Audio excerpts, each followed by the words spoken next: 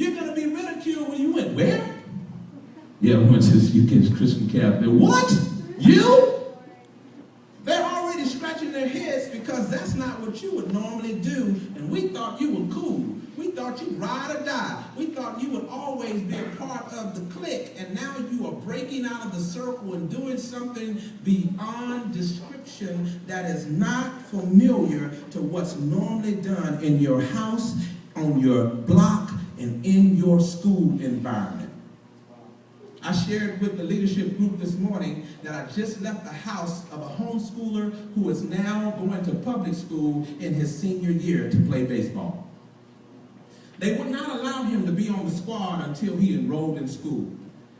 And this homeschooler was picked up by his dad, no longer homeschooling, but now in public school.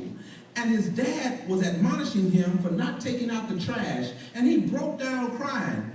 And his father said, man, I'm just trying to get you to do what we're supposed to do at the house. He said, that's not it, Dad. As I ride here thinking, I'm the only one on my baseball squad that doesn't smoke weed. Wow. Alien! This is not about homeschool preference over public school. I'm a public school product, and I think I turned out a little okay.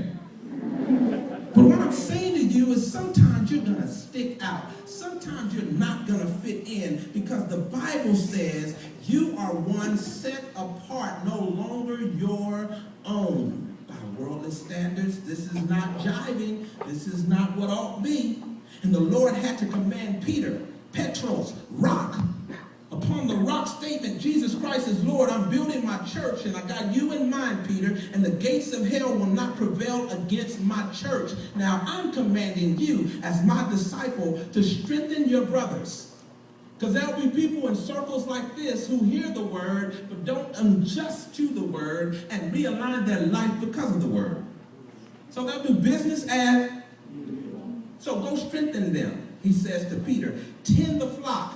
Feed my sheep, because they are in need of learning to fish so that they can feast and feed themselves. Check it out. The word is teaching us that there's a letter written that we must study tonight. And when we study this word, it was part of the ministry God called Peter to uphold. Peter's readers and Peter's hearers were there considered resident aliens, scattered strangers. They could not be in one locale because God wanted them to be all over the world, salting and peppering.